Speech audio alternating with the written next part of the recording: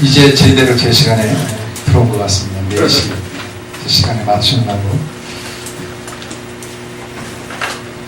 이번 강의 참 중요합니다. 저도 여기서 몰랐던 하나님이 사람을 창조하시는데 사람의 모양과 형상으로 창조하셨다는 그 말씀을 하시는데 그 의미가 무엇인지 그저 그냥 지식적으로 알던 그런 사실을 여기서 새롭게 접하고 나서 얼마나 전율을 했는지 모릅니다. 너무나도 귀한 비밀, 정말 밭에 가서 진주를 캐낸 것처럼 아주 귀한 보화를 발견하는 그런 심정으로 이 강의를 들었던 적이 있습니다. 세 번째, 누구냐 난, 그런 그 강의가 되겠는데요.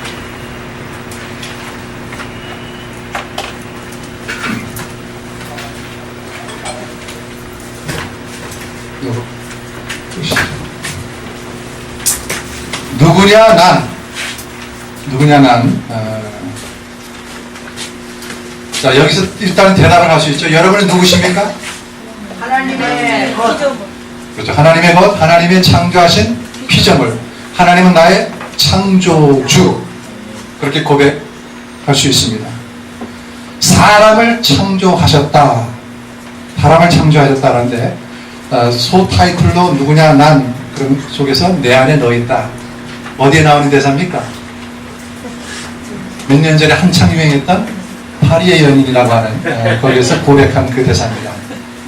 내 안에 너 있다 라고 하는 얼마나 무슨 사람들의 심금을 울렸다. 근데 복음입니다. 이 말이 복음입니다. 하나님이 우리에게 전해주신 메시지의 핵심이 이 안에 있어요. 사람을 창조하신 메시지의 핵심이 내 안에 너 있다. 당신은 나고 내 안에 당신이 있어. 이 고백입니다. 사람을 창조하신 하나님이신데 그러면 하나님은 창조주로서의 하나님, 나를 창조하신 하나님으로서 우리가 하나님을 그렇게 고백하고 찬양하게 됩니다. 자연과학의 절대 불변의 법칙을 두셔서 물질 세계를 유지하시는 질서의 하나님이시라고 한다면 사람을 창조하신 하나님께서도 사람 사이에서도 질서를 유지하기 위하여 어떤 법칙을 두셨겠습니까? 안 두셨겠습니까? 두셨겠습니다. 모든 자연 만물은 다 100% 하나님이 창조하신 법칙대로 돌아가도록 그렇게 되어 있어요.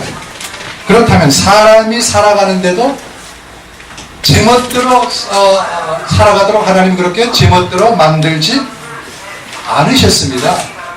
사람을 창조하실 때도 사람 너는 이렇게 내게 반응해야 돼 라고 하나님이 심어놓으신 하나님의 법칙이 있겠죠. 있겠죠?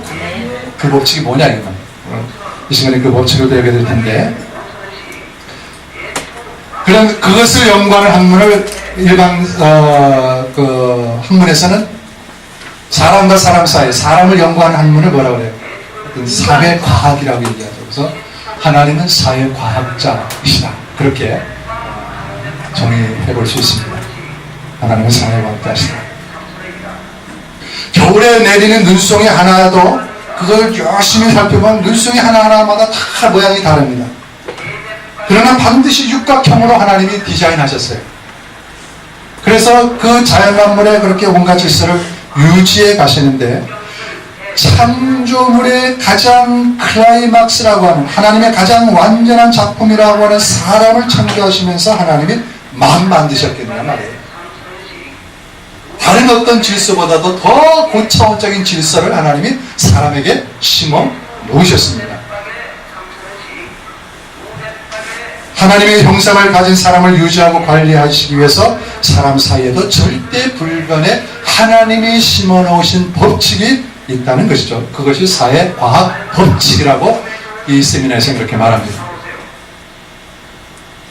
영혼, 정신, 지성, 감성, 사랑, 양심 뭐 이런 모든 것들 다 이게 사회과학 분야에 가는 분야인데 사람은 밥만 먹고 사는 그런 존재가 아니죠. 그렇죠? 사회과학 법칙에 의해서 활동하고 움직여야 하는 영적인 존재입니다. 아담을 흙으로 만드실 때 하나님이 기가 막히게 자연 법칙으로 이 육의 몸을 창조하셨어요. 이 육의 몸은 자연 법칙에 의해서 반응하게 되어 있어요. 돌아가게 되어 있어요. 그러나 그 육의 몸에다가 하나님은 하나님의 생각을 불어넣으셨어요. 하나님의 생기를 불어넣으셨어요. 하나님의 생명이 담긴 씨앗입니다. 그 씨에는 사람을 향한 하나님의 완벽한 프로그램되어 있는 그런 씨앗. 그 씨가 우리 안에 들어오므로 우리가 하나님께 그렇게 반응하며 살아가도록 하나님이 만드셨다는 거예요. 자연법칙으로 창조된 인간의 육의 몸 안에 영혼, 정신, 지성, 감정 이런 모든 것들을 너는 이렇게 반응하며 내게 반응하며 살아라 하고 하나님이 프로그램해서 심어 놓으셨다는 거죠. 그런 그 프로그램이 뭔가, 그 사회과학 법칙이 뭔가, 사람 안에 심어 놓으신 완벽한 하나님의 프로그램의 비밀이 무엇인가, 그걸 가리켜 성경의 엑스파일이라 그렇게 얘기합니다. 성경의 DNA 뭐 그렇게 말하기도 하고, 근데 성경의 엑스파일 그 말이 더 좋은 것 같아요. 그 비밀의 푸른 열쇠가 어디냐면은 창세기 1장 26절부터 28절에 그 내용이 거기에 담겨져 있습니다. 창세기 엑스파일 반짝반짝하면서 비밀 파일이라는 얘기예요. 비밀을 공개하는 겁니다. 여기 오신 분들은 오늘 복 있는 분들입니다. 참 목회자분들 이렇게 오라고 해도 저희 지방에서 제가 얘기해보지만 그거 다 아는 건데 그래서 아주 너무 이게 쉽게 취급해버려요. 쉽게 취급하기엔 너무나도 이게 참 귀한 내용들이 여기에 담겨져 있는데 내가 다 알고 있다는 거예요. 성경에 관한데 얘기한다니까 다 알고 있다는 걸 그렇게 짐작을 하고 그렇게 별로 반응을 잘 보이지 않습니다. 그럼에도 불구하고 여러분들이 오늘 이곳에 이렇게 시간을 내서 오셨다는 것은 특별한 하나님의 섭리인 줄로 믿습니다. 몇몇 분들이 얘기를 들어보니까 정말 하나님이 이곳에 저를 보내셨어요. 기도의 응답으로 왔습니다. 여러분을 만나게 된 것도 하나님의 섭리입니다. 제가 돈 받고 이렇게 전문적으로 다니는 세미나 강사가 아닙니다. 정말 순수한 마음으로 이 내가 알고 있는 이 정보를 정말 많은 목회자들하고 나누고 싶어서 제가 그렇게 계산이 됐다면 이렇게 오지 않습니다. 그러나 정말 순수한 마음으로 제가 알고 있는 모든 것들을 사모하는 분들에게 전해주고 싶고 같이 나누고 싶어서 왔습니다. 그런 면에서도 엑스파일입니다. 할렐루야. 그러면서 여러분 저와 이제 하나님께서 만나게 하셨으니까 이제 평생 물론 이제 천국에서 다 보실 분들이지만 이 땅에 살면서 하나님 나라 백성의 거룩한 동지로 하나님이 만나게 하셨고 이제 그 삶을 같이 살아가야 될 줄로 믿습니다. 창세기 1장 26절에 보면 하나님이 가라사대 우리의 형상을 따라 우리의 모양대로 우리가 사람을 만들고 그로 바다와 고기와 공중의 새와 육축과 온 땅과 땅에 기는 모든 것을 다스리게 하자. 이게 창세기 1장 26절 말씀인데 기가 막힌 하나님의 정보가 이 안에 담겨져 있습니다. 우리의 형상을 따라 우리의 모양대로 사람을 만들자. 사회과학 법칙, 하나님이 심어놓으신 사람 안에 심어놓으신 그 법칙이 뭔가? 제일 먼저 사람의 존재 의의가 뭐냐 말이에요. 하나님이 왜 사람을 존재케 하셨냐 말이에요. 왜 하나님이 자연 만물을 창조하시고 그 안에 사람을 살도록 그렇게 만들어 놓으셨냐는 말입니다. 사람의 존재 의의.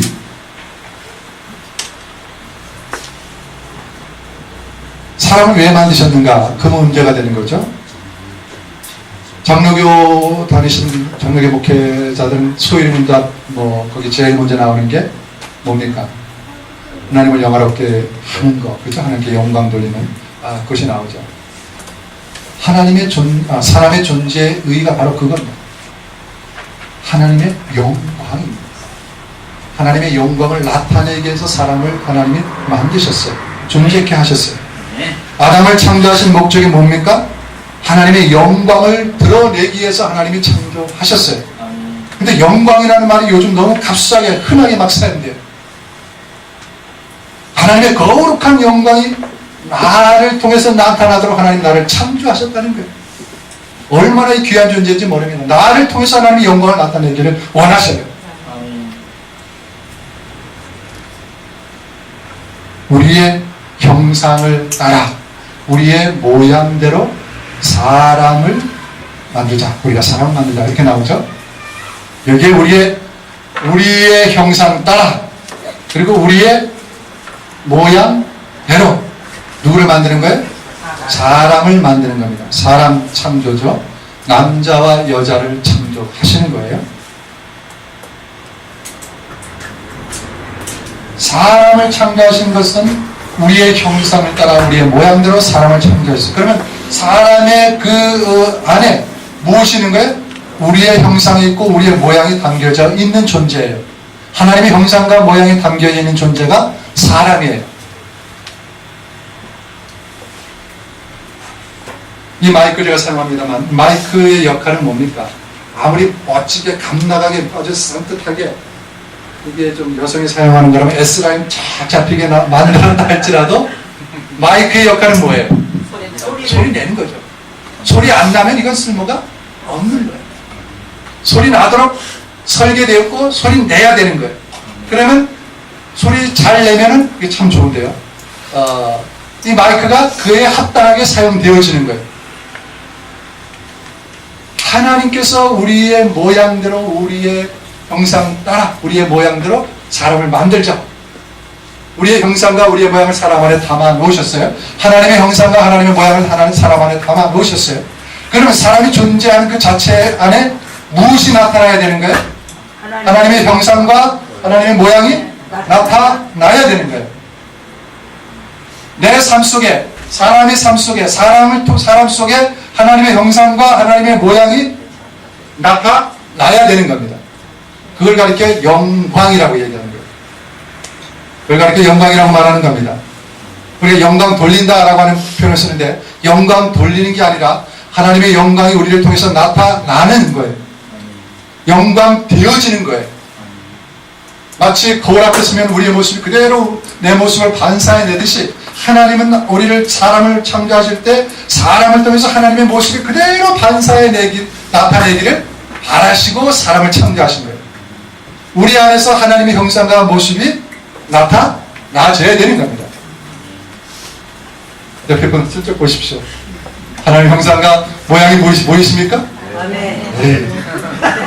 지난번에 몇 년 전이죠. 어떤 노인들 이렇게 그 프로그램 하는데 부부가 나와서 사자성어로 얘기를 해봐라 그랬더니 뭐라고 해야 합니까? 왼수. 사자성어 4단어로 왼수랬는데 평생 왼수. 어떻게 그 기억도 잘하지? 그런 걸 잊어버리세요. 들었어요?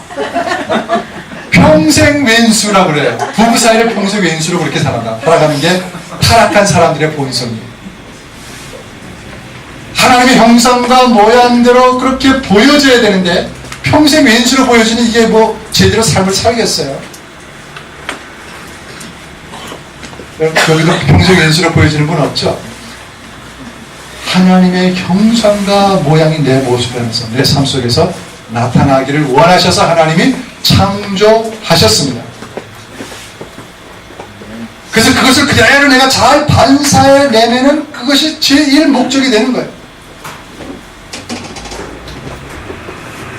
아까 우리 김여인 교수 그 사진을 봤는데 쟤는 제 아빠는 참 붕어빵이야 우리가 그런 말을 썼는데 그 말을 들을 때 그 아빠가 그 소리를 싫어하겠습니까? 기뻐하겠습니까? 기뻐하겠습니다.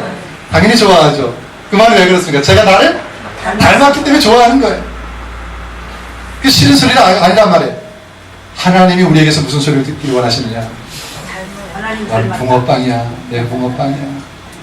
할렐루야. 하나님의 붕어빵들이 되시길 주의 이름으로 축원합니다. 하나님의 붕어빵이 돼요.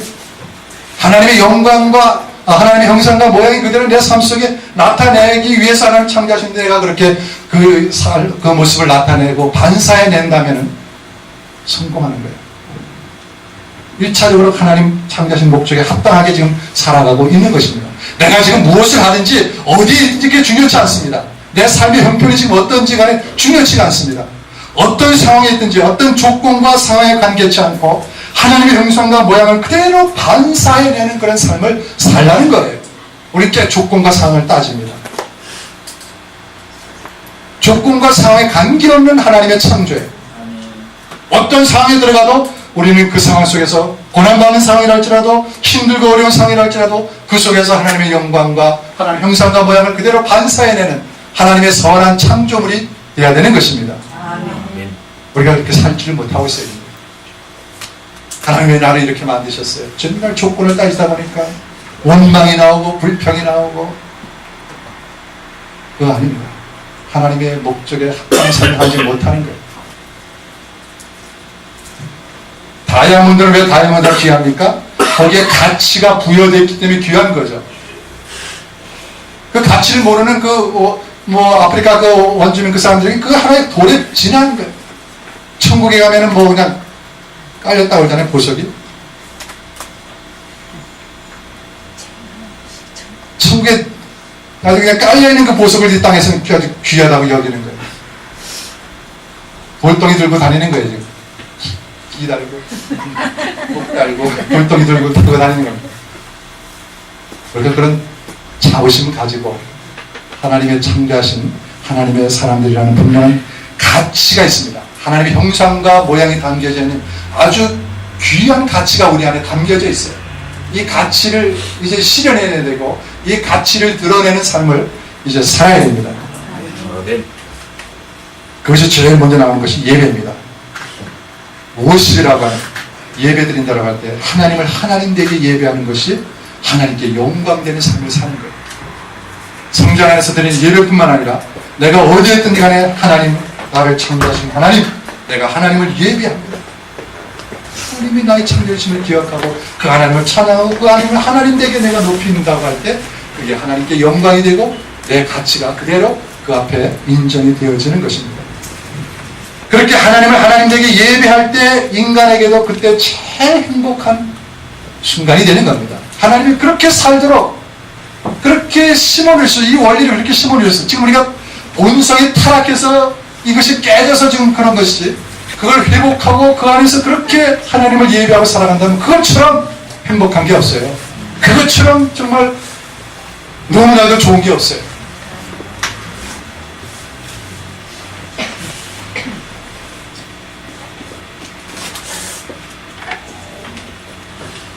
삶 따로 또 종교 따로 그것이 결코 아닙니다. 우리의 존재하는 자체가 곧 하나님을 예배하는 것이며 그것을 위해서 하나님이 우리를 창조하셨다는 것이죠. 그러면 하나님을 반사해내라고 했는데 사람 창조는 하나님의 영광을 위해서라고 하는 그 결론적인 말씀이고 하나님을 반사해내는 것, 하나님의 형상과 모양을 그대로 반사해내는 것이 하나님의 영광을 위하는 것이라고 했는데 그러면 하나님의 형상과 모양이라는 게 뭔지 알아야 되지 않습니까? 그죠? 내가 하나님 무엇을 내가 그대로 반사해내야 되는 말입니다. 하나님의 무엇을 내가 그대로 나타내야 되느냐 말입니다. 그게 형상과 모양입니다. 이게 사람의 정체성이기도 하고요. 굉장히 중요한 이제 부분입니다. 하나님의 형상과 모양, 형상대로 모양 따라, 형상 따라 모양대로 그렇게 이제 하나님 우리를 창조하셨는데 형상이라고 하는 말은 원어로 보면 셀렘이라고 하는 그런 말을 씁니다. 이미지라고 하는 그런 단어를 쓰는데 사물이나 인격체의 속성들이 겉으로 드러나는 형학 그걸 말하는 거예요. 그러니까 보여지는 어떤 이미지를 말하는 겁니다. 이 마이크라면 마이크가 보여지는 그 이미지, 마이크가 이렇게 생겼구나라고 하는 그 겉으로 표현되어지는 그런 이미지가 형상이라 그렇게 말하는 거예요. 그러니까 하나님은 사람의 이 존재 속에 그런 하나님의 형상을 심어놓으셨습니다. 그래서 우리는 사람을 통해서 하나님이 이런 분이시구나라는 것을 사람의 지식을 가지고 이해를 하는 거예요. 사람을 통해서 하나님이 이렇게 성내기도 하시는 분이구나. 이렇게 하나님 불꽃 같은 눈동자로 우리를 보시기도 하는 거예요. 그런 인식은 다 사람을 통해서 하나님께서 우리에게 불어넣으신 그런 인식이란 말이에요. 그게 형상입니다. 형상. 그 다음에 모양이라고 하는 것은 드뭇이라고 하는데 likeness. 그 형상에 존재하는 양식 또는 양태.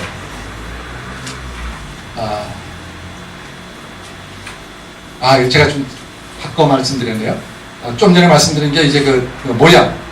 그 겉으로 드러나는 그 존재하는 양식, 나타나는 모양, 그 모습이 그 이제 드무시고 형상을 가지고 있는 그 속성, 여러 속성들, 그 속성들을 말하는 것입니다. 사랑이면 사랑, 뭐 여러 가지 그 안에 담겨진 여러 가지 어떤 그 속성들, 그런 것들을 이제 형상이라고 얘기하고, 그것이 표현되어져 나타나는 모습이 이제 모양이라, 그렇게 이제 볼 수 있습니다. 그런데 이렇게 하나님이 창조하셨다는 거예요. 근데 여기 보면은 우리가 창세기 1장 26절 보면은 우리의 형상을 따라 우리의 모양대로 우리가 사람을 만들고 그랬어요. 우리라고 하는 말을 쓰는데 우리가 단수입니까 복수입니까? 복수. 복수죠. 복수라는 말은 뭐 우리 찾다라고 하는 그런 의미가 아니고 홀로가 아니란 얘기죠. 둘 이상이라고 하는 수 개념을 말하는 거죠. 복수. 굉장히 좀 중요한 이 얘기인데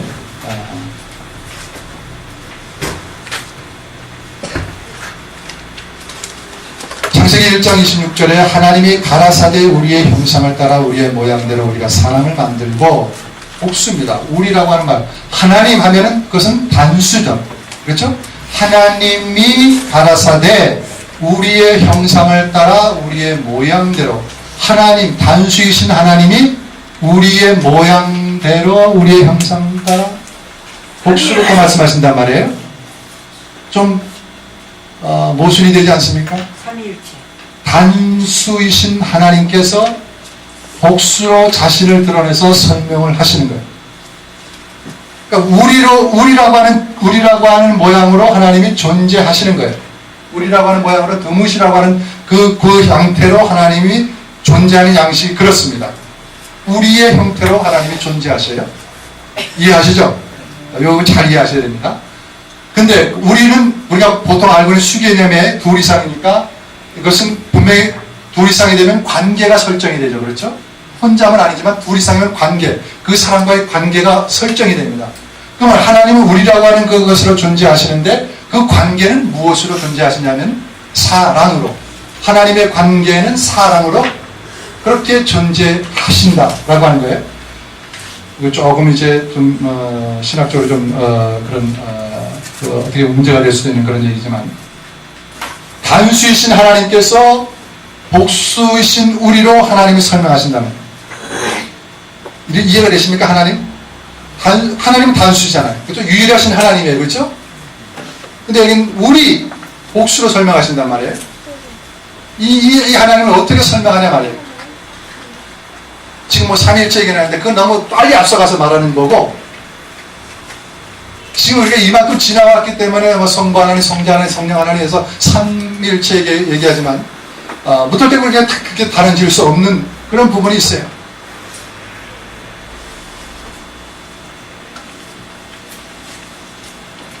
하나님은 또 어떤 분이에요? 창조주 하나님이십니다.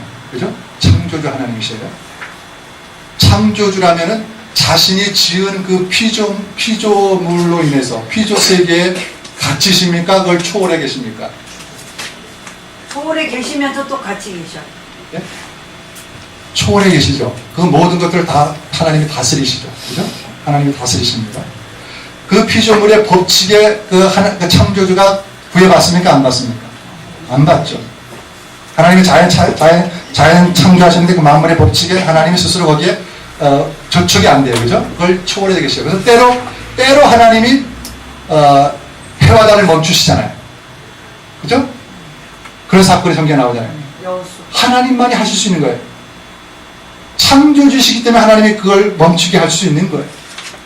그 관계를 잘 이해하셔야 돼요. 그러면은 장소 있지 않습니까? 장소. 여기 이제 주능역교회 좀 더 나가면은 뭐 다른 건물이 있고 여러 교회가 있고, 그런 어떤 보이는 그 장소, 건물 이런 것은 피조 개념입니까? 아니면 다른 개념, 창조 개념? 그 스스로 존재한 겁니까? 아니면 만들어진 겁니까? 만들어진 거죠. 피조 개념이죠. 그러니까 공간이라고 하는 것은 피조 개념입니다. 그죠? 과거, 현재, 미래, 시간은 어떻습니까? 그것도 만들어진 거죠. 피조 개념입니다. 하나님이 자연 마음을 정지해서 그게 법칙화라니까 그렇게 시간이 생기고 일자가 생기고 생겼습니다. 그러면 수라고 하는 거 하나 둘 셋 넷 다섯 여섯 이 수도 어떻습니까? 피조 개념이죠. 이해되십니까? 그 여기에 비밀이 있습니다. 하나님이 만들어 놓으신 그 수 개념에 하나님이 스스로 갇히시지 않아요. 근데 우리는 이걸 뛰어넘어야 되는데 여기서 자칫하면 혼돈이 옵니다. 유일하신 하나님, 한 분이신 하나님에 너무 우리가 집착하다 보면 하나님을 스스로 하나라고 하는 것에 갇혀 계시도록 우리가 그렇게 만드십니다. 하나님은 하나라고 하는 그것에 초월해 계시는 하나님의 존재 양식이, 존재 양태가 수라고 하는 그 개념에 저촉을 받지 않는 그런 양식으로 하나님이 존재하신다는 거예요. 그걸 이제 설명할 때 나중에 이제 뭐 신학자들이 삼위일체라 이제 그런 신학적인 용어 개념을 설명합니다만 여기서는 하여튼 지금 보십시오. 하나님이 가라사대 우리가 하자. 우리라고 하는 단수이신 하나님이 우리 복수를 얘기한단 말이에요. 자신을 설명하시면서. 그래서 이 하나님을 이렇게 설명할 때 이것을 이렇게 얘기합니다. 단일 복수형 개념이라. 단수이시면서 복수이신 하나님, 단일 복수형의 하나님. 그렇게 말합니다. 신학적인 용어로 이제 그 안트로모포미즘이라고 해가지고 신인 동형화라고 하는 그런 그 용어를 쓰는데 전능하신 하나님을 설명할 때 하나님의 언어로 설명하자면 사실 피조물인 우리가 그 하나님의 언어를 다 이해하지를 못해요. 그래서 우리의 눈높이에 맞춰서 하나님 우리 인간의 용어를 가지고 우리에게 하나님이 자신을 자꾸 계시해 주시죠. 그걸 계시라고 해요. 열어 보여주시는 거예요. 그러니까 하나님이라고 존재는 사실 하나님이 열어 보여주셔야지만 피조물인 우리가 알 수 있는 거예요. 피조물인 우리가 창조주를 알 수 있는 길은 아무리 내가 철학으로 연구하고 도덕으로 연구한다 할지라도 어느 나타나 있는 만물에 나타나는 그 부분, 법칙에 나타나는 그 부분만 알 뿐이지 하나님이 열어 보여주시는 하나님의 그 본성이라든지 하나님의 그 모습을 알 수가 없는 거예요. 그러니까 여기서도 우리 사람들에게 설명하기 위해서 하나님이 굳이 그런 사람의 용어를 가지고 설명을 하는 그런 경우가 성경에 무수히 많습니다. 그걸 이제 안트로모포미즘, 신인 동형화라고 하는 그런 용어로서 그렇게 이제 설명을 하는데 인간의 눈높이에 맞춰서 하나님이 자신의 말씀을 계시해 주는 그런 형태를 말합니다. 그러니까 여기서 하나님의 개념이 나오는데 하나님의 존재하시는 양식은 단수이시면서 복수로서 존재하신다. 단일 복수임이시다. 그렇게 우리가 이해할 수 있습니다. 그러면 이상한데 그 목사님 이단으로 나가는 것 같다. 뭐 이렇게 이해하실지 모르지만 하여튼 계속 이제 들어보십시오. 우리라고 하는 그 하나님의 존재 양태 그 계시는 이제 창세기부터 요한계시록까지 흘러가는 성경 전체 속에서 아까 얘기한 성부 하나님, 성자 하나님, 성령 하나님 그런 모습으로 계속해서 비춰집니다. 그래서 예수님도 오셔가지고 나와 하나님은 하나이니라 라고 하는 그런 말씀도 있고 내 뒤에 오시는 이제 내가 그로 인해서 내가 한마디를 깨닫게 하고 내가 할 일을 그 성령께서 하시리라. 진리의 영이 오시면 다 깨닫게 하시리라. 뭐 이런 그러면서 계속 그런 식으로 하나님의 신비한 모습을 나타내 보여주십니다. 하나님의 속성은 한 분 안에서 세 인격으로 계시는 하나님, 우리가 보통 얘기하는 성부와 성자는 성령, 하나님의 세 품위로 계시면서 또한 단수형으로 한 분이신 하나님 이렇게 표현하는 것이죠. 왜 이런 존재 양태로 계시는가? 왜 단수이시면서 복수이신 하나님의 그런 존재 양태로 하나님께서 존재하시는가? 신비한 존재의 모습입니다. 인간에게서는 찾아볼 수 없는 신비한 존재의 그런 모습이죠. 하나님의 모습은. 하나님은 그러니까 여기서 보면은 커뮤니티로 존재하신다는 거예요. 관계로서 존재하신다는 거예요. 관계로서 사랑으로 관계하는 관계로서 그것이 나중에는 이제 공동체라고 하는 이제 그런 개념까지도 나오는데 그런 이렇게 관계로서 존재하시는 하나님, 관계의 개념이 여기서 나오는데 우리의 하나님은 서로 관계하며 존재한다는 거예요. 우리의 그 하나님은 관계로서 존재하신다는 거예요. 복수로 계신 하나님은 사랑으로 서로 코인원이 하시면서 존재하시는 그런 분으로 성경 우리에게 말씀하고 있습니다. 이런 하나님의 존재론적인 사회적인 성격, 그것은 이제 하나님에게서 창조된 사람에게도 이런 모습이 그대로 이제 반영이 되는데, 어떻게 반영이 되는가? 사람의 창조된 그 모습 속에서 사람들이 계속해서 사회성을 가지면서, 그러면서 공동체를 이루면서 살아가도록 그렇게 지향해 나가는 그 삶을 살게 하시는 그런 것을 통해서도 하나님의 속성이, 하나님의 모양이 어떤 것인가를 우리의 삶의 스타일을 통해서도 우리가 생각해 볼 수 있는 거예요. 어느 철학자는 그랬지 않습니까?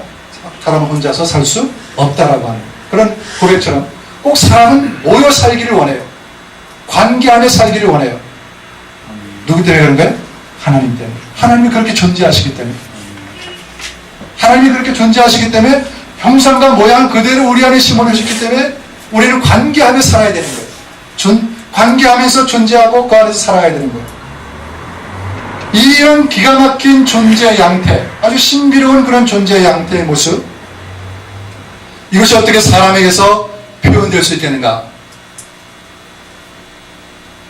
우리의 형상과 모양대로 하나님께서 사람을 만드셨다는데 이런 모양의 형태가 사람에게 그대로 표현되어야 되잖아요. 그렇죠? 나타나야 되는데 그것이 어떻게 나타내져야 되겠는가? 어떻게 하나님이 이런 하나님의 신비로운 형상을 영광할 수 있겠는가? 하나님의 형상대로 하나님의 모양대로 어떻게 그것을 드러낼 수 있겠는가?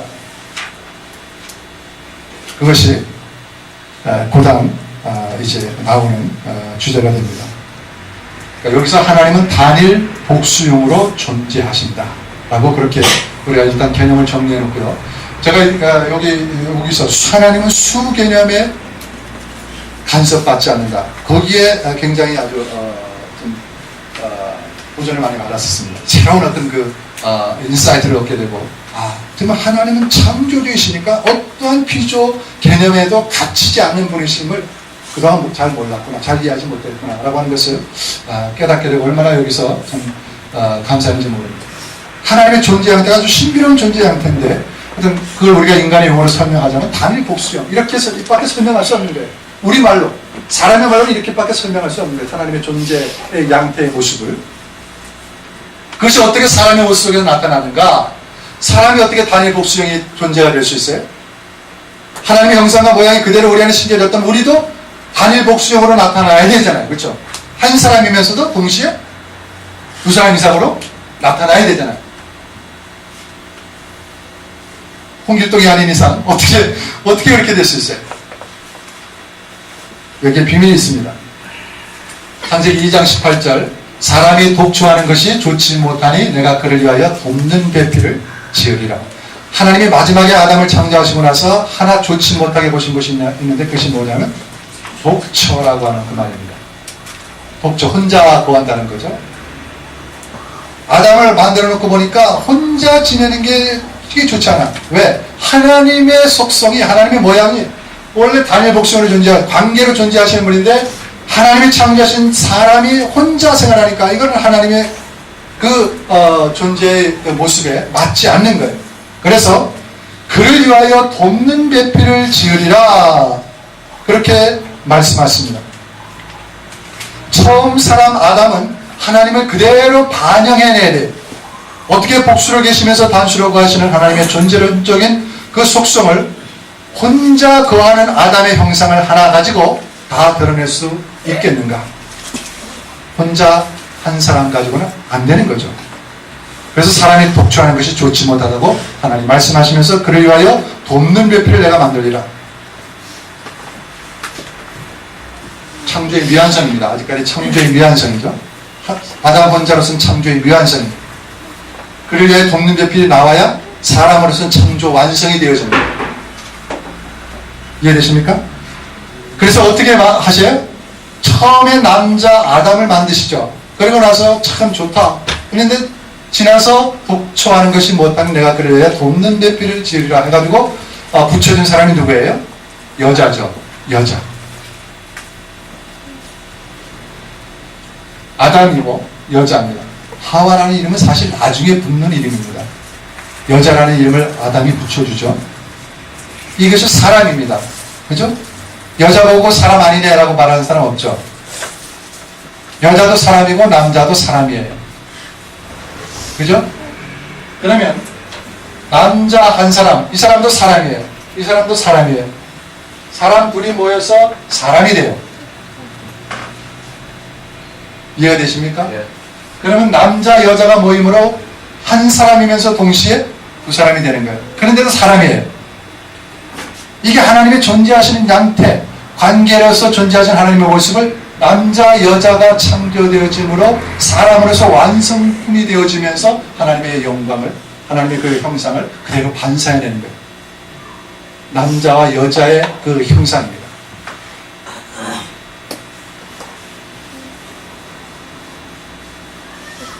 신비로운 그런 관계라고 볼 수 있죠.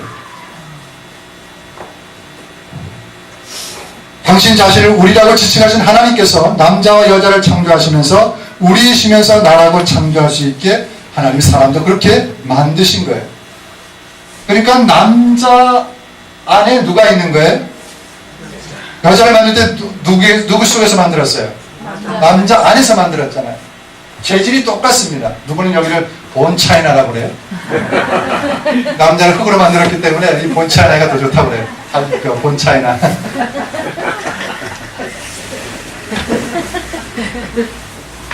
남자의 몸에서 만들었어요. 그러니까 여자는 원래 어디 안에 있었어요? 남자 안에 있었어요. 그러니까 곧 여자는 곧 누구예요? 남자예요. 남자의 몸에서 낳긴 남자예요. 여성분들 괜히 실망하지 마시죠. 이게 하나님이 정해놓으신 관계의 원리예요.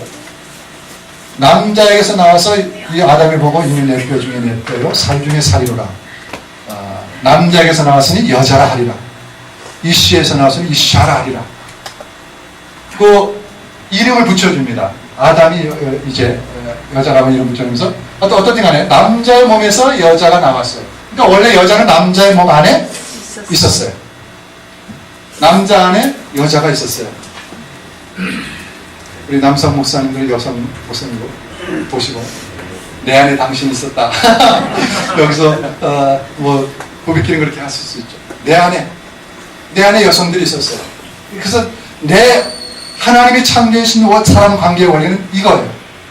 내 안에 당신이 있었어. 나와 당신은 원래 같은 사람이야. 따져 올라가면 다 우리가 아담하고 하와 안에 직결되지 않습니까? 아담 안에서 다 나온 그런 사람들 아닙니까? 아담의 허리 안에 다 들어가 있었던 사람들. 따지고 보면 다 우리는 다 그 아담 안에 있었던 사람들. 내 안에 있어, 너 있다. 당신은 나야. 거룩한 비밀입니다. 하나님의 비밀입니다. 교인들이 막 싸우는 거 하나님 얼마나 시간이 듭니다. 하나님의 거룩한 백성들이 내 안에 너 있다라고 그렇게 고백하며 살아야 되는데 그저 조그만 자존심 이런 것들 해가지고 막 싸우고 긁어붙고 얼마나 이거 하나님 정말 속상하시겠어요. 이 원리를 몰라서 이 원리의 삶을 살지 못하기 때문에 그런 거예요. 이 원리가 낫게 해주고 타락한 본성이 그 마음을 지배하고 있기 때문에 그런 거예요. 정말 이 복음이 내 안에 들어오면 다르게 보이고 내 교회, 네 교회 그게 없어집니다. 이제 앞으로 여러분 보시면 모든 하나님의 백성들이 다 내가 섬겨야 될 내 백성들이고 내가 섬겨야 될 하나님의 사람들이에요. 사역이 넓어집니다. 관심이 넓어지고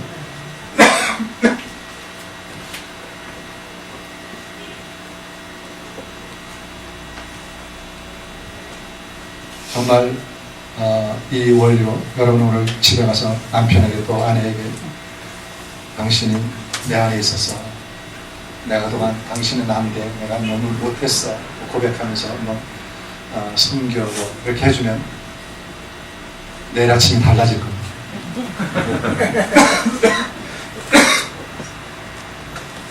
놀라운 비밀.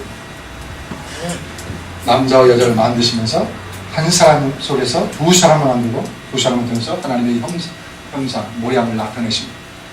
그러니까 서로 관계하면서 잘 하나님 살아가면 하나님의 영광을 나타내는 거예요.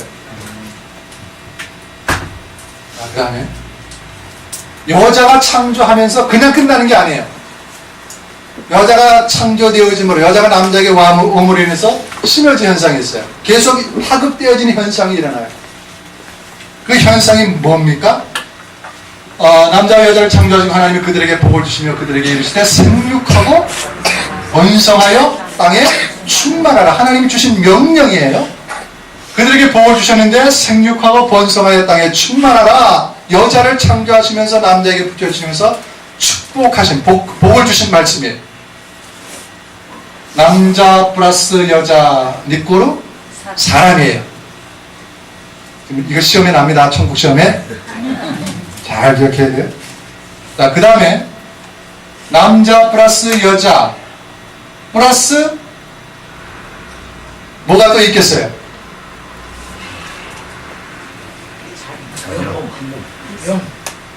네? 그렇죠. 여성분이 다르죠. 자녀가 생기죠. 자녀 안 생깁니까? 남자가 여자하고 같이 살면은 자녀가 생기잖아요. 붕어빵 같은 자녀. 그런데도 자녀가 한 사람 더 붙었는데도 그런데도 이 부류를 가리켜 뭐라 그래요? 사람. 그걸 좀 더 의미로 얘기하면 가정. 가정이라고 얘기하는데, 그러니까 계속 요 등식에 의하면은 자녀가 또 결혼해서 또 자녀를 하면 또 자녀 낳고 남편 낳고 계속 사람은 1 플러스 1 플러스 1 플러스 1이 되는데 그게 합쳐져서 그 수를 다 합친 숫자가 되는 게 아니고 사람이라고 하면 1로 계속 나가는 거예요. 공식은. 그렇죠? 1 플러스 1은 2가 아니고 1이에요. 그렇죠? 이 등식에 의하면 남자 여자 플러스는 사람이에요. 1이에요. 한 사람이에요. 남자 여자 플러스 자녀 1, 1, 1, 3이 아니고 사람이에요. 한 사람. 1, 1, 하나 나는 거예요. 이걸 이제 가르쳐서 다른 용어로 하면 이제 이렇게 배우면 가정이고,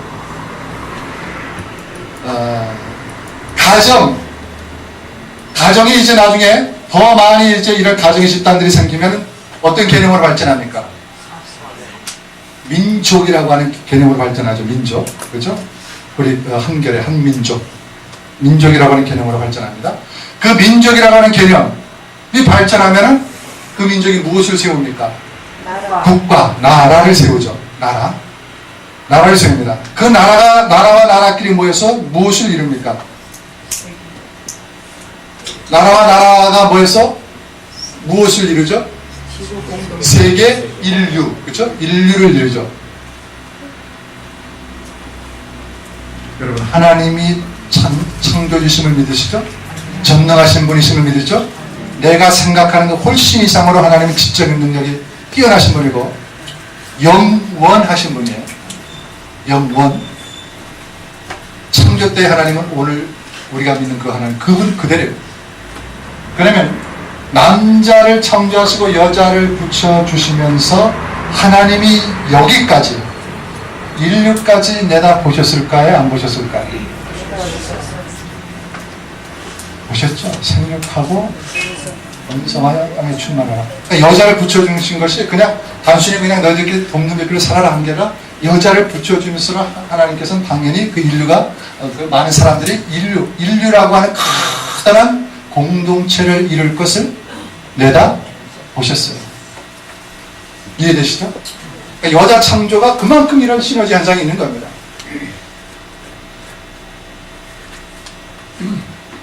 많이 낳아야 됩니다. 낳을 수 있으면 많이 낳는 거지 하나님의 원리에 맞게 살아가는 거예요. 요즘 젊은이들 얼마나 늦게 하죠. 애도 안 낳으려고 하죠. 제가 대학생들 청년들 이제 수련회 집회도 이제 가끔 나갑니다. 이거 할 때 꼭 아이를 많이 낳는 것이 하나님의 뜻에 순종하는 길이다. 많이 낳아라. 막 이제 강조하고 그러는데, 그렇죠. 하나님은 생육하고 번성할 땅에 충만하고 인류까지 내다보셨어요.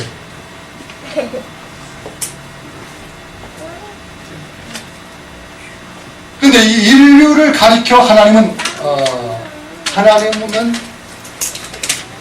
하나님의 영광을 나타내는 그런 인류가 되기를 하나님은 바라셨겠죠. 그렇죠? 하는 말이 무슨 말인지 아십니까? 이 인류까지 하나님 내다보시는데 이 커다란 이제 수많은 사람들이 모인 그 인류 공동체가 하나님을 어떻게 하도록 하나님을 예배하고 하나님의 영광을 나타내고 하나님의 철저한 말씀에 순종하고 하나님에게 그렇게 영광을 나타내며 살아가도록 그런 사람들이 되기를 하나님이 기대하셨겠죠. 그렇죠? 여자를 붙여주실 때까 여기에 이제까지 내다보시면서 인류가 나를 예배하고 나를 즐거워하고 나의 영광을 나타내기를 바라는 그런 인류가 되기를 바라셨을 거예요.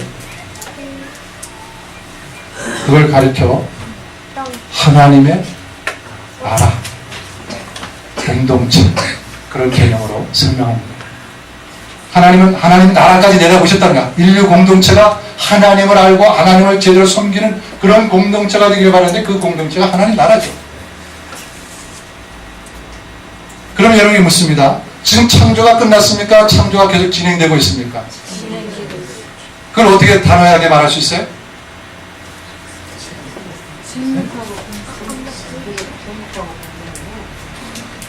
아직 이게 이루어지지 않았잖아요. 그죠? 하나님 나라. 하나님이 기대하시는 온 인류가 하나님을 예배하고 하나님을 섬기는 그런 하나님 나라가 이루어지지 않았단 말이에요. 앞으로 올 것이란 말이에요. 하나님이 이루실 거란 말이에요. 그러니까 지금도 하나님의 창조는 ing, 진행 중입니다. 물론 모든 자연 마무리 이런 것들 다 창조되었지만 하나님이 사람을 통해서 이루시고자 하는 여자를 창조하시면서 붙여주시면서 이루시고자 했던 이 하나님의 나라, 하나님을 예배하고 하나님을 섬기는 하나님의 사람들이 모인 이 인류 공동체를 세울 그 영원한 하나님의 나라는 아직까지 온전하게 이루어지지 않았단 말이죠. 물론 부분적으로 이제 모임마다 이루어지지만 그러나 전 인류가 하나님을 알고 하나님을 제대로 섬기는 하나님 나라는 아직까지 약속으로만 남아있고 완성되지 않았단 말입니다. 계시록에 보면 이제 그 완성을 얘기하고 있죠. 그 날이 되면은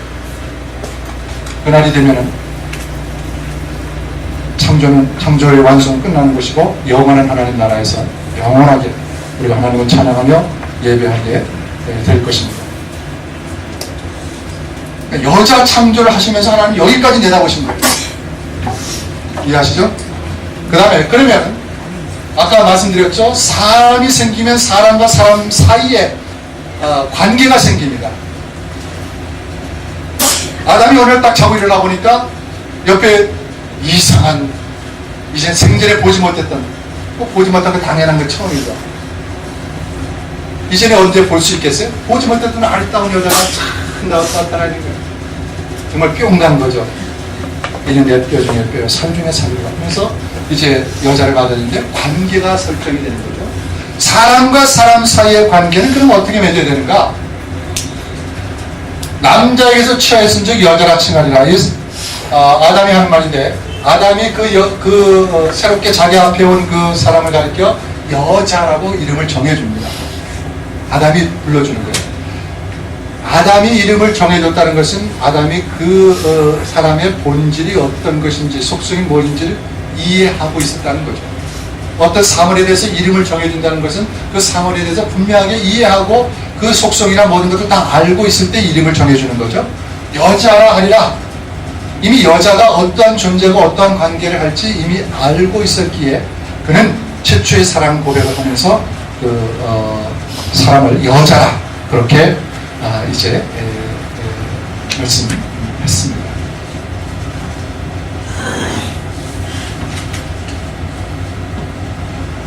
사람인자 둘에서 사람인자 둘인이 되면 인간이 되는데 인간 사이에 어떤 법칙이 있는데 남자하고 여자, 남자가 여자를 볼 때 이는 내 뼈 중에 뼈요 살 중에 살이다. 사랑의 고백일 수 있는 거죠. 그럴 때 여자는 거기에 대한 어떤 반응을 보이면 되겠습니까? 이 고백이 아담이 고백한 그런 고백인데 아까 말한 것처럼 내가 보니 당신 내 안에서 나왔어. 내 안에 너 있다라고 하는 이 고백입니다. 이게 남자에게서 취했으니 자기에게서 나왔다는 걸 아는 거예요. 지금 아담이. 내게서 나왔으니까 너는 곧 나야. 당신은 나야. 내 안에 너 있었어. 당신은 나야. 그렇게 남자가 지금 여자에게 고백하는 겁니다. 이런 고백을 뭐라고 해요? 사랑 고백이라고 해요. 사랑. 그러니까 남자가 여자를 대할 때의 그 관계는 무엇으로 대하는 거예요? 사랑으로 대하는 겁니다. 폭력으로 대하는 게 아니고, 권위로 대하는 게 아니고, 사랑으로. 당신은 내 안에 있었어. 연약한 존재니까 내가 감싸주고, 늘 감싸주고, 늘 사랑으로 관계하는 거예요. 이 남자가 사랑해주는 사랑에 대해서 여자는 어떻게 또 그럼 반응을 합니까? 남자는 어떻게 해야 돼? 그 남자의 사랑에 남자가 이렇게 사랑으로 접근해 오는데 아 싫어 나 혼자 살 거야 그러면 또 안 되는 거죠. 얘 나를 그렇게 극도로 사랑해 주니까 당신 안에 나 있다 그러면서 나를 그렇게 살펴주고 내가 이만한 사랑을 어디서 받아보지도 못했는데 나를 그렇게 사랑해 주니까 예 제가 그 사랑을 받아들이겠습니다 하고 순종하는 거죠. 남자가 여자를 사랑으로 관계할 때 거기에 대한 여자의 반응은 순종입니다. 이게 창세기 1장에서 보여주는 원리입니다. 근데 왜 이 관계가 제대로 되지 않나요? 남자가 여자를 대할 때 어떤 폭력으로 권위로 막 이것을 대하려니까 여자가 거기에 반항하는 거죠. 이 원리대로만 하십시오. 그러면 전혀 문제될 것이 없습니다. 하나님이 심어놓으신 원리예요. 하나님처럼 하나님은 우리로서 관계하면서 사랑으로 관계하십니까? 남자와 여자도 관계잖아요. 우리로서의 존재하는 그 하나님처럼 사랑으로 관계하는 그 하나님처럼 남자와 여자도 사랑으로 관계하라는 거예요. 당연히 여자는 거기에 따라서 순종하게 되어 있다는 것입니다. 중요한 그런 원리입니다. 이렇게 남자와 여자가 서로 사랑하면서 관계하고 서로 순종하면서 이제 하나님이 정해주신 그 명령에 따라서 이렇게 생육하고 번성하여 하나님의 공동체, 하나님 나라를 이루어가는 겁니다.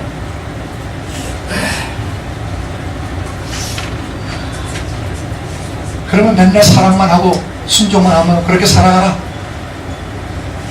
하나님이 그렇게 또 하시지 않았어요.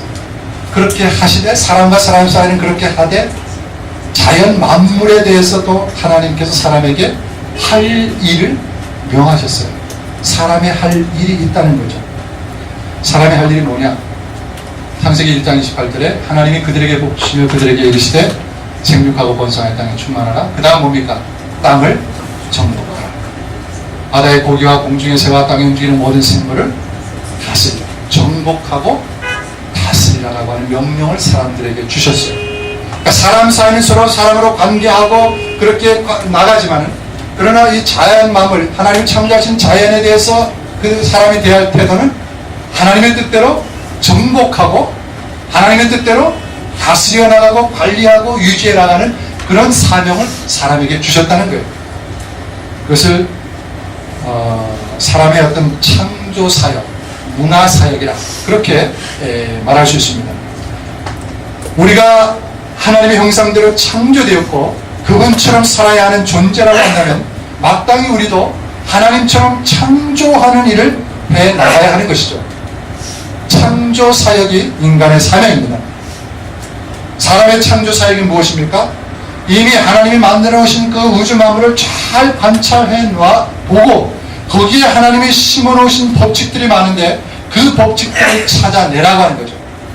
그래서 뉴턴의 만리 법칙이 나오고 여러 가지 많은 법칙들, 과학 법칙들이 나오는 거죠. 그것들을 계속해서 지금 발견해 나가서 인간의 삶을 더 하나님 앞에서 풍성하게 살아가도록 하는 창조 사역을 너희가 해라. 내가 얼마나 여기 많이 심어놨는지 몰라. 너희들이 그것을 잘 발견하고 그것을 잘 만들어 나가라. 그렇게 하나님이 사람에게 그런 원리를 심어 놓으 주셨습니다. 사람이 창조 사역을 하는 데서 가장 중요하게 사용되어지는 인간의 도구가 있다면 무엇이겠습니까? 이성입니다. 이성. 하나님 주시는 이성, 이 지식을 가지고 하나님이 창조하신 만물을 예리하게 관찰하고 살피면서 아, 하나님이 여기에는 이런 법칙을 숨겨놓으셨구나 하고 그 법칙들을 끄집어내서 그렇게 그 자연만물들이 잘 돌아갈 수 있도록 관리하고 유지하는. 그래서 오늘날의 창조, 환경 그 어떤 보존 운동 이런 것들은 다 하나님의 어떤 그 원리에, 창조 원리에 부합한 그런 운동이라고 이렇게 볼 수 있습니다. 그러면서 하나님이 심어놓으신 그것들을 하나씩 찾아내면서 찾아낼 때 얼마나 좋겠어요. 얼마나 기쁘겠어요. 그것들을 찾아내면서 하나님을 알아가고 하나님을 즐거워하라고 하는 그런 일을 사람에게 주셨습니다. 그런 일을 할 때 사람이 또 가장 행복감을 느끼는 거죠. 그런 일을 할 때 거기에 직업이 생기고 어떤 먹고 사는 문제가 해결되는 거예요. 과학자들은 그런 것을 통해서 그 어떤 발휘를 하게 되고, 기술자들은 그 기술을 통해서 그런 하나님의 정해놓으신 법칙을 따라 어떤 물건을 만들고, 그래서 다양한 직업들이 생기고 거기에서 하나님의 어떤 사람들이 하나님의 일들을 다양하게 거기서 감당하는 것입니다. 그러면서 거기서 그렇게 하나님을 영광하며 즐거워하며 살아갈 때 그것이 바로 에덴이 되는 것입니다. 즉 하나님의 영광을 만물 가운데 발견해내고 엔조이하라. 이것이 하나님께서 우리에게 주신, 사람에게 주신 창조 사역입니다. 하나님을 즐거워하라고 하는 것이죠. 결코 이성과 과학은 하나님을 대적하는 영역이 아닙니다. 그것을 사용해서 하나님이 심어놓으신 많은 법칙들을 발견해내고 그 하나님을 즐거워하라고 하는 것이죠. 하나님의 창조 사역을 창출해내라고 하는 그런 명령입니다. 이 게놈지도 아까 그 유전자 그 정보를 발견해내는 거, 그게 2003년도에 와서 그걸 발견해냈습니다. 이미 하나님이 창조 때 심어놓으신 법칙인데 이순신 장군도 그걸 몰랐어요. 그 옛날 사람은 그런 정보에 있는지 하나도 몰랐어요. 그러나 그것이 없었던 것은 아니죠. 이미 창조 때부터 하나님이 심어놓은 법칙을 이제서야 와서 그 법칙들을 발견해내는 거예요. 아직까지도 발견해내지 못한 법칙들이 얼마나 많이 있겠어요. 그것들을 찾아내서 그 하나님을 즐거워하고 하나님의 영광을 나타내라고 하는 것입니다. 이것이 사람의 할 일이에요. 화가들은 자연의 아름다움을 보고 그들의 화폭에 담아보고자 합니다. 때로는 흙을 주물러서 멋있는 작품을 만들기도 합니다. 그런 것들을 보고 정말 즐거워하는 거예요. 왜 그렇습니까? 하나님 닮아서 자꾸 뭘 만들고 싶고 그런 거예요. 눈이 왜 흰지, 또 여름에는 왜 눈이 아니고 비가 오는지, 석양 때는 왜 하늘이 뻘건지, 이런 것들을 연구하고 싶은 거 하나님 닮아서 그런 겁니다. 사람의 할 일입니다. 그것을 사명이라고 하고 그것을 직업이라고 하는 것입니다.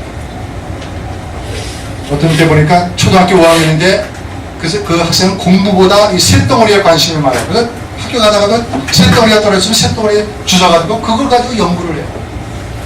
공부를 못해도 쇳덩어리는 누구보다도 아주 지식이 뛰어나요. 그러면 그 학생은 그쪽으로 나가서 자기 길을 찾아가는 겁니다. 그걸 통해서 하나님의 영광을 나타내는 거예요. 하나님이 그렇게 하나님이 내게 주신 그 재능, 관심 분야, 이것을 통해서 하나님의 영광을 드러내고 사람이 그렇게 살아갈 때 가장 행복하게 되는 것입니다. 자, 비행기가 나오는데 비행기는 어디에서 발명하게 되겠습니까? 어디에서? 새. 그렇죠. 새를 보고 사람도 하나님이 비행기처럼 새처럼 사람도 알아봤으면 좋겠다. 그런 관심이 결국 비행기를 만들어내게 됐죠.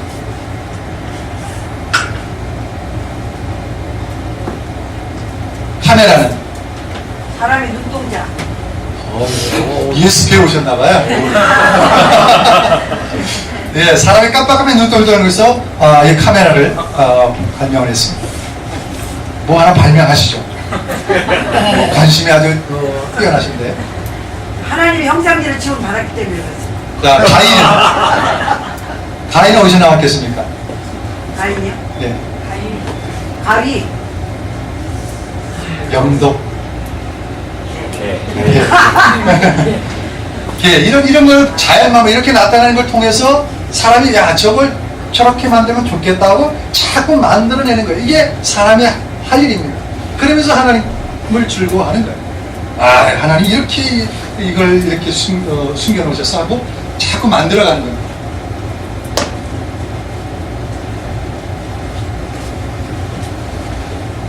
땅을 정복하라, 땅을 다스리라. 그러니까 하나님이 숨겨놓으신 모든 것들을 다 아담이 위임받았어요. 그래서 아담이 보면 거기에 보면 에덴 동산에서 모든 만물들의 무엇을 정해줘요? 이름을 정해줘. 아까 이름을 정해준다는 것은 그만큼 지식이 뛰어났다는 거예요.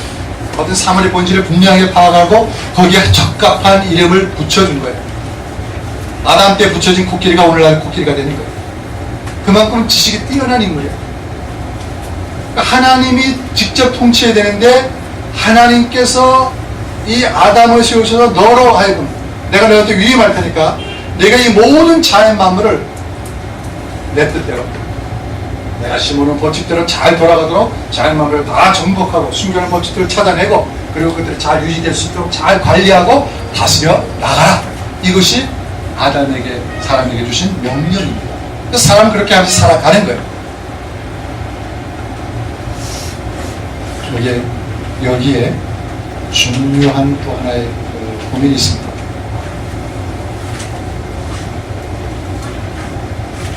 그런데 사람은 원래 누구의 통치를 받아야 되는 존재입니까? 하나님의 통치를 받아야 되는 존재죠. 그렇죠? 사람은 피조물이에요. 당연히 조물주 하나님, 창조주 하나님의 통치를 받게끔 돼 있어요. 시스템이 그런 거예요. 만들어진 것은 만든 것 사람에 의해서 지배를 받게 돼 있어요. 그 시스템이 돌아가야 돼요. 사람은 하나님에 의해서 창조되었으니까 하나님의 형상과 모양을 그대로 드러내면서 하나님의 통치를 받아야 되는 거예요. 그런데 하나님이 아담에게 모든 걸 위임해 주면서 땅을 정복하고 다스려 나가라. 그렇게 위임해 줬어요. 명령을 해줬어요. 그러니까 아담이 그 에덴 동산을 다니면서 하나님처럼 마음대로 다 이름을 자기 마음대로 다 지어주는 거예요. 자기 다 하나님처럼 하는 거죠. 얼마나 기분 좋게 하겠어요? 이름 불러주는 것이 다 그냥 그 이름 됐으니까. 근데 아담은 하나님의 통치를 받아야 되는 원래 그런 존재로 창조되어진 거예요. 이 사실을 하나님께서 분명히 아담에게 알게 하고 싶어 놓으셨어요. 알게 하고 싶으셨어요. 만약에 그렇게 알게 하지 않았더라면 아담은 자기가 그 에덴 동산의 주인인 것처럼 자기를 다스리는 분이 없다라고 그렇게 밀쳐놓으면은 자기가 그 모든 에덴 동산의 왕으로서 모든 걸 자기의 뜻대로 할 수 있단 말이죠. 근데 하나님의 시스템은 하나님이 그런 위임을 주셨지만은 그러나 너는 자연만물을 내 뜻대로 다 다스리지만 그 자연만물을 정복하고 다스리는 너는 내가 다스린다. 내가 너를 다스려? 너 그거 잊지 말아야 돼? 너는 항상 나의 명령을 들어야 되고 나의 다스림을 받아야 될 존재야. 잊지 마. 하고 그렇게 분명하게 어떤 것을 만들어 놓고 싶으셨어요.